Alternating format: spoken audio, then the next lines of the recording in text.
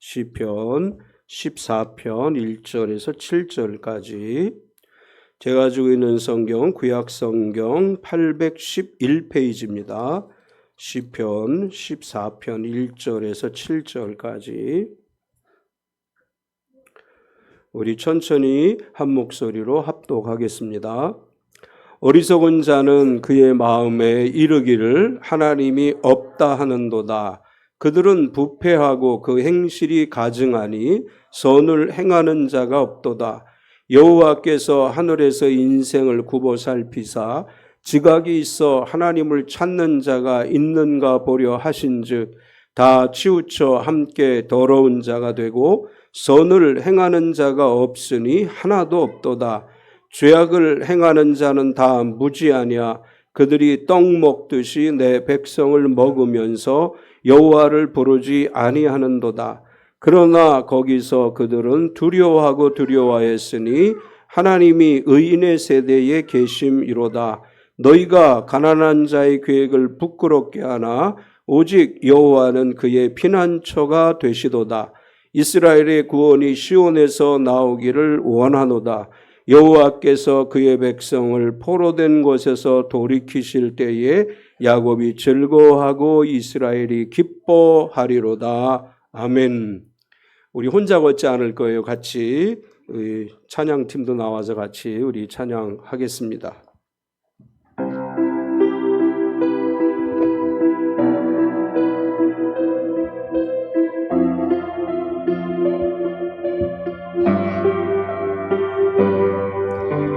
폭풍 속을 걷고 있을 때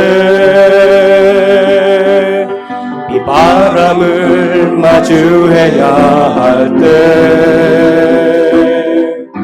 불빛조차 보이지 않아도 그대 혼자 걷지 않을 거예요. 두려움 앞에서 하늘을 보아요. 외로운 그대여 걱정 마요.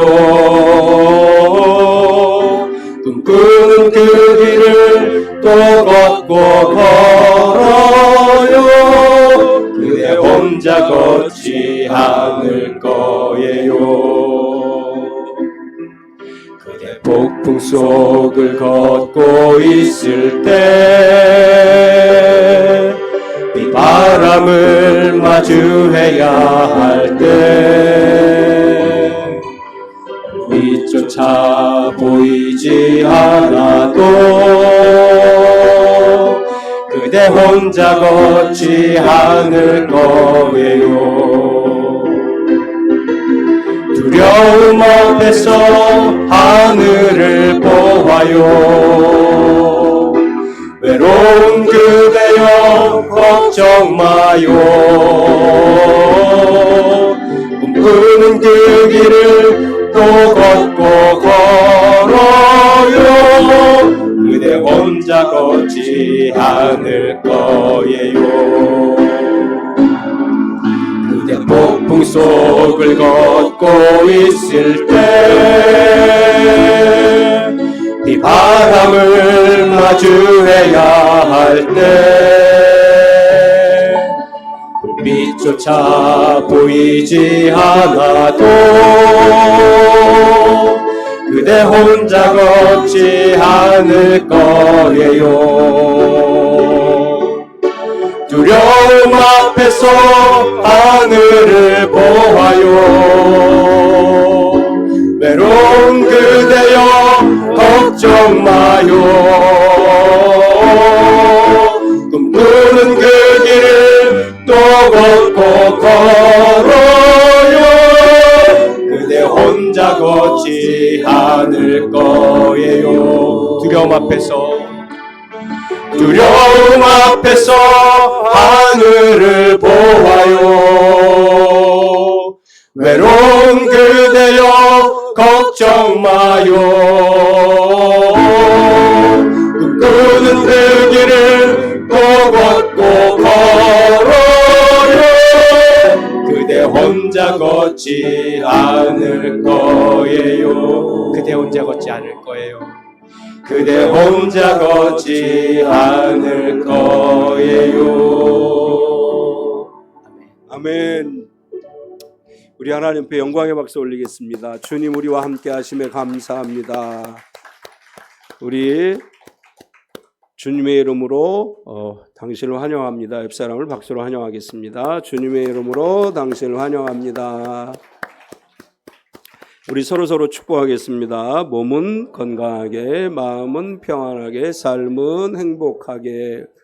해가 떴다 비도 왔다가 막 날씨가 굉장히 제멋대로 하고 있는데 습하고 무더운 날씨 속에서도 우리와 함께 하시고 생명사기 안에 보호하시는 주님의 은혜로 건강하고 평안하고 행복한 한 주간 되시기를 축원합니다.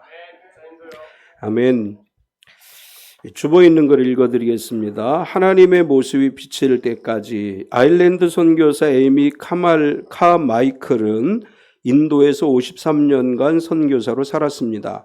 그는 한 번의 휴가도 없이 사역했습니다. 그녀가 인도에서 어느 날 한 대장장이의 집을 지나가던 길이었습니다. 대장장이는 불에서 꺼낸 쇠를 담금질하면서 다시 망치로 내리치는 일을 반복하고 있었습니다. 그녀가 대장장이에게 물었습니다. 당신은 이 작업을 언제까지 반복하시나요? 이 쇠붙이에서 내 얼굴이 비칠 때까지 하지요. 그 말을 듣는 순간 그녀는 깨달았습니다. 하나님께서도 우리를 쉬지 않고 연단하시는구나. 내 인격을 통해 하나님의 모습, 하나님의 얼굴이 비칠 때까지, 그때까지 나를 연단하시는구나. 하나님께서 우리를 훈련하시는 길엔 목표가 있습니다. 우리의 인격 속에서 하나님의 모습이 비칠 때까지입니다. 주님은 내가 사는 것인지 예수가 사는 것인지 분간이 되지 않을 정도까지 우리를 연단하십니다. 하나님께서는 이 땅에 하나님의 형상을 만들지 못하게 하셨습니다. 이미 하나님의 모습을 보여주는 형상이 존재하기 때문입니다. 하나님의 백성인 우리가 하나님의 형상입니다. 우리가 살아가면서 해야 될 일이 있다면 나를 통해 그리스도가 세상에 보여져야 된다고 하는 것이죠. 우리는 그리스도의 편지이며 그리스도의 향기가 되어 세상 속에 살아가야 될 줄 믿습니다.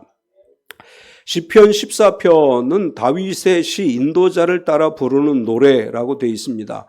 다윗이 이 시를 지을 때 상황에 대해서는 성경에 자세하게 설명이 되어 있지 않기 때문에 어떠한 상황에서 이 시를 기록했는지 우리는 알지 못합니다. 그런데 이 내용면으로 볼 때 다윗이 이 시를 지을 당시 사람들의 도덕적이고 영적인 상태를 평가한 것이다.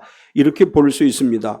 특별히 하나님을 부인하고 악을 행하는 자들에 대해서 비판하면서 다윗이 자신이 목격했던 사회의 부패와 관련 있는 그런 상황 속에서 이 시를 지은 것으로 보여집니다. 다윗은 사무엘 선지자에게 기름 부음을 받았지만 왕이 되기 전까지는 상당히 긴 세월을 보내야만 했죠. 그 기간 동안에 사울은 다윗을 죽이려고까지 했고 다윗이 도망다니는 상황 속에서 수많은 아픔을 경험하게 되고 그 시대의 사람들이 하나님에 대한 어떠한 믿음을 가지고 있는지를 그가 보게 됐던 것입니다. 다윗은 그 기간 동안에 경험한 하나님을 믿지 않는 많은 사람들의 어리석음에 대한 것을 오늘 시편 14편에서 노래하고 있는 것으로 우리가 이렇게 추정할 수 있습니다. 우리가 사울을 볼 때 사울은 사무엘에 의해서 이스라엘의 왕이 되죠. 그런데 왕이 되고 나서는 권력에 도취해서 하나님을 경외하고 하나님을 따르기보다는 그 권력 유지에 최선의 목표를 두고 살았고 점점 하나님으로부터 멀어지게 되고 그래서 사무엘서를 읽어보면 사무엘이 사울과 헤어지고 다시는 얼굴을 보지 않았다 이렇게 기록을 하고 있습니다. 자신의 힘으로 모든 것을 할 수 있다고 하는 권력자들의 모습이 이스라엘의 왕들 속에서 나타나게 되고 다윗은 그런 모습을 보면서 핀 도망자의 삶을 살다가 왕이 된 사람이고 이제 그러한 상황 속에서 어리석은 사람이 누구이고 하나님을 경외하는 사람들에게 하나님이 어떻게 하시는지를 오늘 이 짧은 시편에서 노래하고 있습니다. 우리가 열왕기와 역대기를 읽어보면 유다의 왕들과 이스라엘 왕들에 대한 이야기가 나오죠. 특별히 이스라엘의 왕 여로보암으로부터 시작해서 대부분의 이스라엘의 왕들은 하나님을 경외하지 않고 우상 숭배에 빠진 그런 집권자들이 되는 것을 봅니다. 유다의 왕들 중에서는 처음에는 순수하게 하나님을 믿는 신앙으로 통치를 하지만 시간이 지나면서 권력에 취해서 자신의 힘을 드러내려는 교만에 빠지게 되고 하나님보다 자신의 권력을 앞세우는 경향이 이제 열왕기서와 역대기서에서 나타나고 있습니다. 열왕기와 역대기를 읽으면서 우리가 느끼는 것은 자신의 힘과 권력을 앞세워서 하나님을 경외하지 않는 악한 통치는 결국 패망하게 되고 멸망하게 되고 그것은 결국 미련한 통치라고 하는 것을 발견할 수 있습니다. 오늘 다윗은 자신이 살아가던 시대의 사람들의 모습을 이야기하면서 어리석고 미련한 사람들은 자신의 힘을 의지하고 자신의 방법에 따라 살아가려고 하지만 하나님께 버림받게 되어진다라는 것을 이야기하면서 하나님을 경외하는 사람들은 하나님이 늘 함께 하심으로 하나님께서 의인의 세대 가운데 계신다 이렇게 묘사를 했습니다. 하나님은 의인의 세대 가운데 계시면서 우리의 피난처가 되시는 분이시다. 이렇게 오늘 본문에서 노래하고 있습니다. 오늘 다윗이 고백한 이 고백을 통해서 의인의 세대에 계신 하나님이라고 하는 제목으로 은혜를 나누려고 합니다. 오늘 다윗이 찬양한 이 14편의 시를 통해서 우리가 발견할 수 있는 것은 첫 번째로 다윗은 어리석은 자에 대해서 이야기를 합니다. 어리석은 자라고 하는 히브리어는 나발이라고 하는 단어를 써요.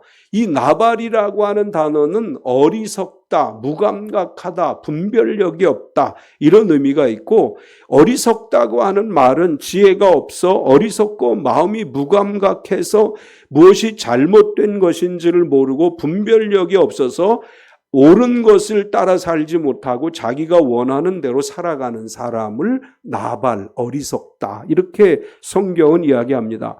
특별히 다윗은 어리석은 사람들의 특징이 뭐냐? 어리석은 사람들의 특징은 마음에 하나님이 없다 이렇게 노래를 해요. 1절을 보면 어리석은 자는 그의 마음에 이르기를 하나님이 없다 하는도다.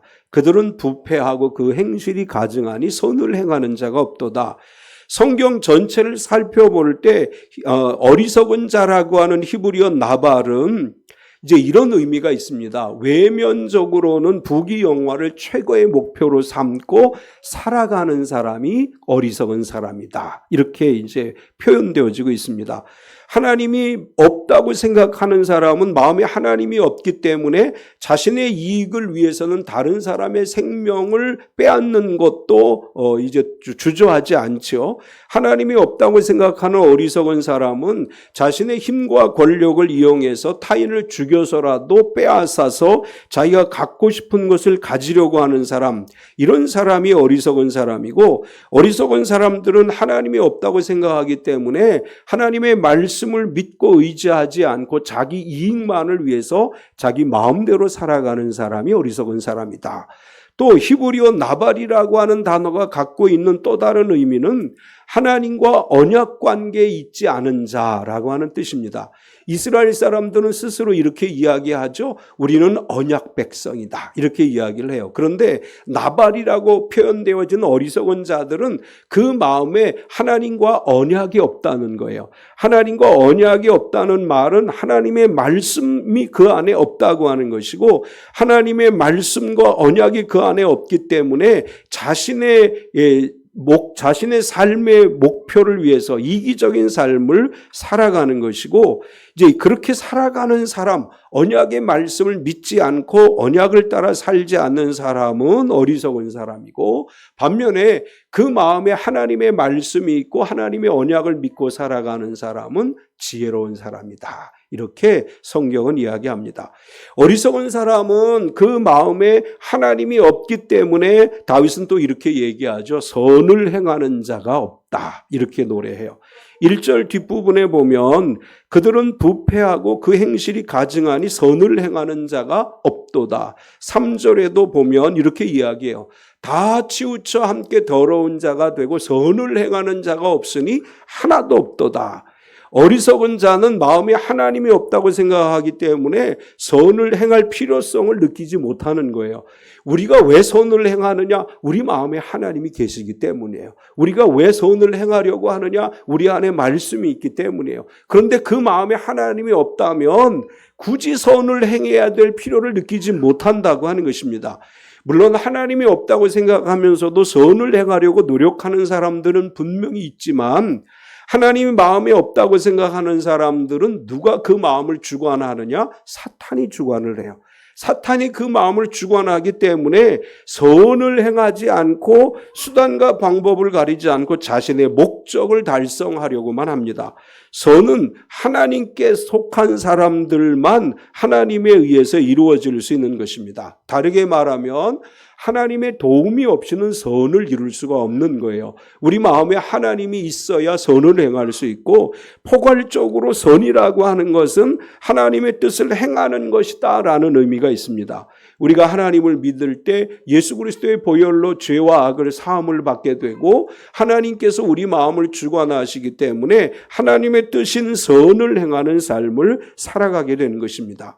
어리석은 자는 마음에 하나님이 없기 때문에 마음이 부패하고 행실이 가증하고, 부패하고 가증하기 때문에 하나님의 뜻을 따라 살지 않고 자신의 목적을 위해 수단과 방법을 가리지 않고 마음에 하나님이 없기 때문에 자신의 이익을 따라 살아가기 때문에 선을 행하는 자가 없는 것이다. 이렇게 이야기하고, 또 어리석은 자는 마음에 하나님이 없기 때문에 다 치우쳐 함께 더러운 자가 된다. 이렇게 말씀을 합니다. 2절과 3절을 보면 여호와께서 하늘에서 인생을 굽어 살피사 지각이 있어 하나님을 찾는 자가 있는가 보려 하신즉 다 치우쳐 함께 더러운 자가 되고 선을 행하는 자가 없으니 하나도 없도다. 요즘 이제 인터넷과 유튜브에서 이슈가 되는 것 중에 하나가 사이버 레카라고 하는 이것이 이슈가 되죠. 이 사람들은 처음에 이런 목적을 가지고 출범을 했다고 얘기해요. 사법의 정의가 실현되어지지 않는 가운데 사적 제재를 통해서라도 이 사회를 정의롭게 만들어야 된다. 사이버 레카라고 하는 말의 의미가 뭐냐 하면 견인차라고 하는 의미예요. 악을 행하는 자들을 쓸어간다. 이런 의미로 자신들이 사이버 레카다. 이렇게 사이버 레카 연합 이런 걸 만들어서 이제 인터넷에서 잘못한 사람들의 이야기를 막 실명을 공개하면서 공개를 했어요. 그래서 많은 사람들이 그래, 이 정부가 이런 건 못하니까 그 경찰이나 검찰이 이런 건 못하니까 저거 괜찮다. 속이 시원하다. 그 많은 사람들이 박수를 쳐줬습니다. 그런데 요즘 드러나고 있는 것은 앞에서는 그렇게 이야기하고 뒷돈을 챙기는 거예요. 돈을 주면 이제 유튜브 방송을 없애주고 이런 식으로 해서 많은 돈을 갈취를 했다. 이것이 이제 드러나게 됐어요. 선과 정의를 내세우면서 뒤에서는 돈을 요구하고 심지어는 이렇게까지 얘기하는 것이 언론에 이제 유튜브에 공개가 되고 언론에 공개가 됐는데, 이제 너무 힘들어하는 사람에게 당신이 죽어도 나는 상관없다 이런 식으로 이야기하고, 그래서 결국 자살한 뒤에는 상복을 입고 이 사람을 자살하게 만든 사람들을 가만두지 않겠다 이런 식으로 이제 해서 광고 수입을 올리고 후원금을 받고 이런 일들을 했어요. 그런데 결국은 이제 정부에서 손을 대기 시작했죠. 이제 두 사람이 구속이 되고 또 여러 명의 사이버 레카라고 하는 사람들이 수사선상에 올라와 있는데, 그걸 보면서 그 사람들의 그 추악한 대화가 이제 인터넷상에서 돌아다니는 걸 보면서 마음에 하나님이 없는 사람들의 모습이 바로 저런 모습이다. 그러니까 하나님이 있는 사람은 하나님이 두려워서 그렇게 못해요. 그런데 마음에 하나님이 없으니까 다 치우쳐 함께 더러운 자가 되어가고 있습니다. 하나님은 우리가 함께 다 치우쳐 더러운 자가 되는 것을 원하지 않고 하나님이 기뻐하시는 삶을 살아가기를 원하시는 것입니다. 우리는 그리스도의 향기가 돼야 되고 그리스도의 편지가 돼야 돼요. 우리의 삶을 통해 하나님의 영광을 드러낼 수 있어야 되고 우리가 하나님의 선을 이루기 위해 살아가는 지혜로운 그리스도인들이 되어야 되는 것입니다. 이제 어리석은 자에 대해서 이야기한 다음에 다윗은 두 번째로 의인의 세대에 계신 하나님에 대해서 이야기를 해요. 4절과 5절을 보면 죄악을 행하는 자는 다 무지하냐 그들이 떡 먹듯이 내 백성을 먹으면서 여호와를 부르지 아니하는도다. 그러나 거기서 그들은 두려워하고 두려워하였으니 하나님이 의인의 세대에 계심이로다. 계속해서 어리석어 그 마음에 하나님이 없다는 사람들은 떡 먹듯이 내 백성을 먹고 여호와를 부르지 아니한다. 떡 먹듯이 내 백성을 먹는다고 하는 말은 먹어치우다라고 하는 말이에요. 자기 목적 달성을 위해서 밥을 먹듯이 식사를 하듯이 매 끼니를 채우듯이 그렇게 먹어치우듯 사람들을 괴롭히는 사람들이다. 이렇게 이야기하면서 그러나 그들이 거기서 그들은 두려워하고 두려워하였으니 하나님이 의인의 세대에 계심이로다. 이제 이거는 무슨 뜻이냐면 악을 밥 먹듯이 하는 사람들이 어떤 상황에서 두려워하게 되느냐? 거기서 두려워하는데 거기라고 하는 것은 하나님이 의인의 세대에 함께 계시는 것을 보고 악인들은 두려워하게 된다. 이런 말씀입니다. 악한 자들이 다른 사람을 괴롭히고 또 다른 사람들의 것을 빼앗고 자신의 목적 달성을 위해서 온갖 악을 행하다가 어느 순간에 하나님이 의인의 세대들 속에 함께 하시는 모습을 보면서 거기서 그들이 두려움을 느끼게 된다. 그러면 의인의 세대라고 하는 이 단어가 갖고 있는 의미가 뭐냐?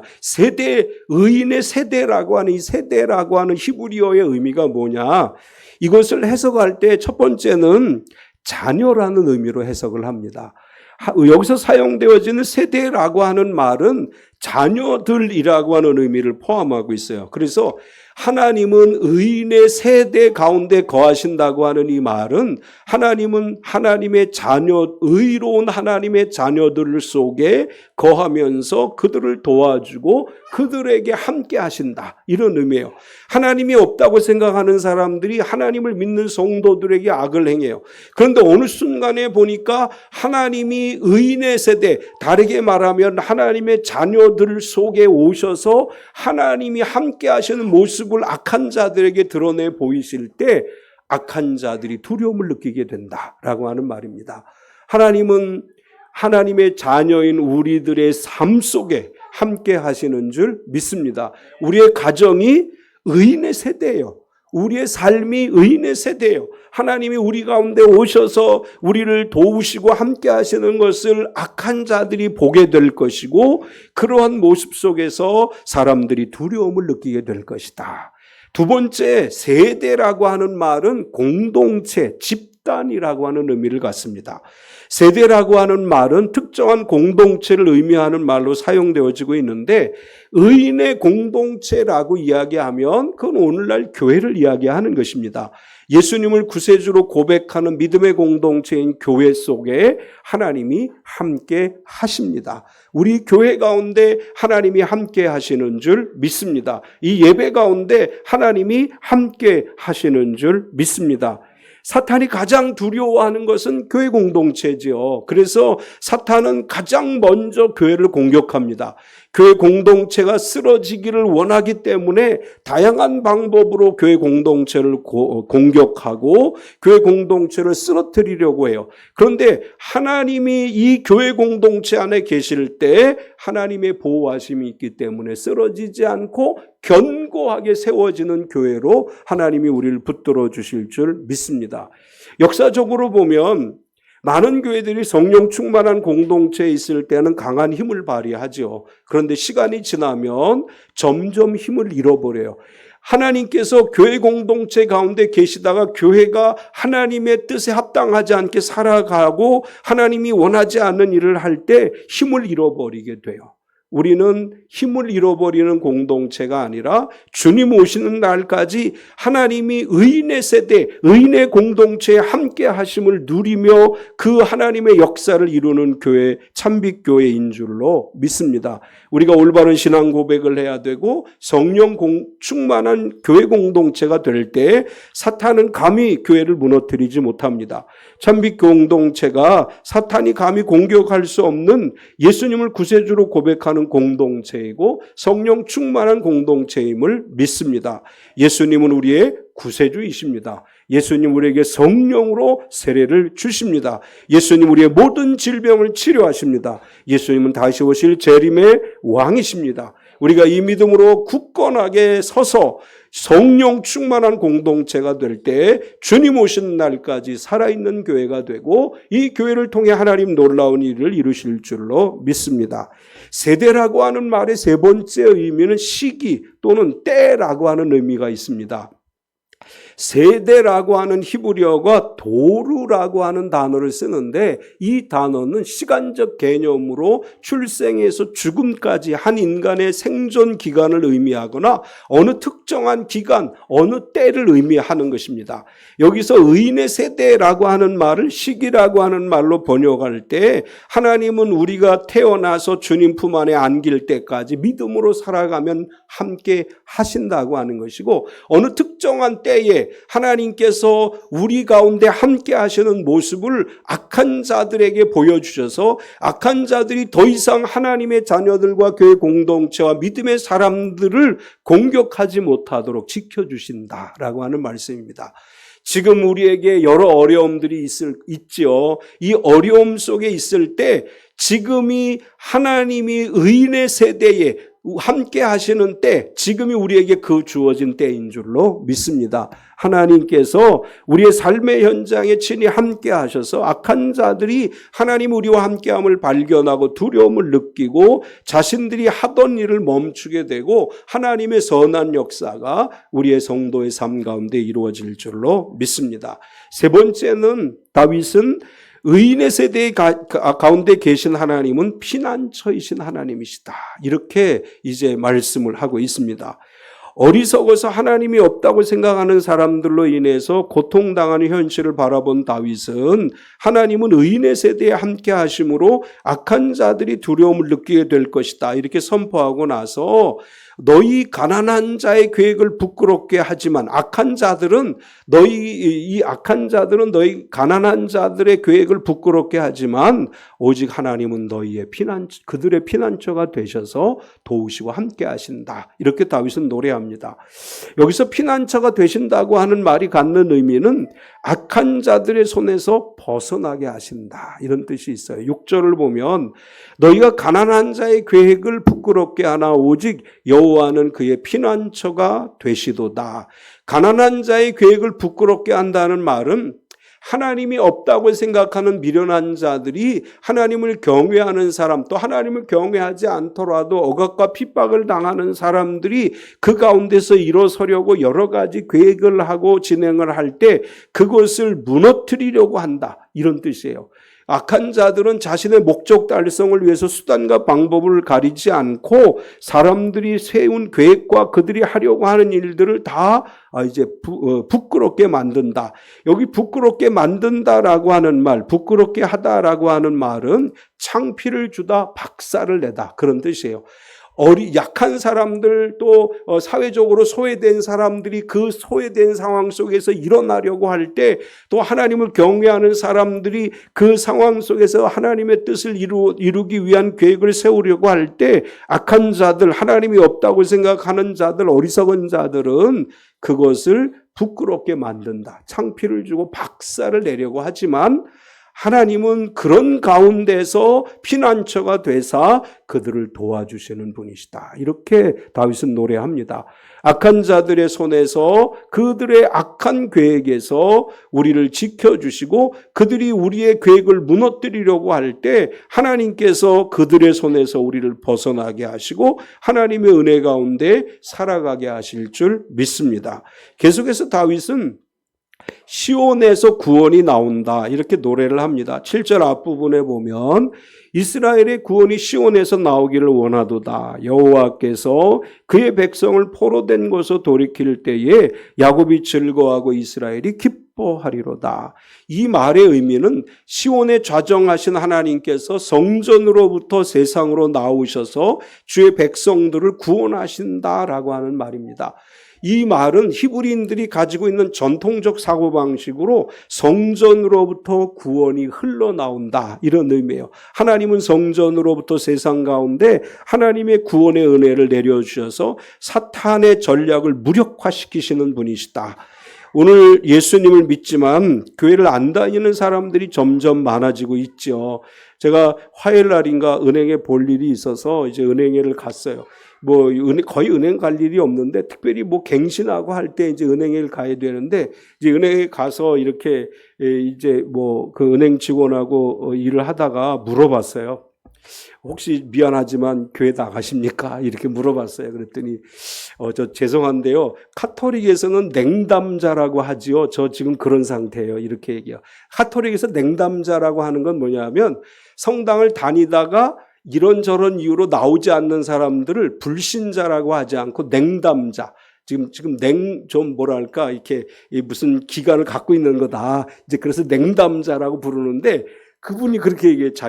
저는요 카톨릭에서 말하는 냉담자예요. 이렇게 얘기를 해서 아니 그럼 왜 그 냉담자란 얘기는 전에는 교회를 다녔다는 얘기잖아요. 그러면서 얘기해. 자기 부모님은 교회를 다니시는데 왜 냉담자가 됐어요? 이렇게 물어봤더니 제가 결혼을 해서 아이가 초등학교를 다니고 이러다 보니까 교회를 못 가게 됐어요. 그래서 우리는 냉담자라는 표현 잘 안 쓰고 가나안 교인이라고 한다. 안 나가 교인 거꾸로 해가지고 가나안 교인이라고 한다. 이렇게 얘기하고 교회 꼭 나가시라고 이제 이렇게 이야기를 했어요. 근데 의외로 많은 사람들이 내가 교회를 다녔는데 지금 그 카톨릭 표현대로 얘기하면 냉담자가 돼 있다는 거예요.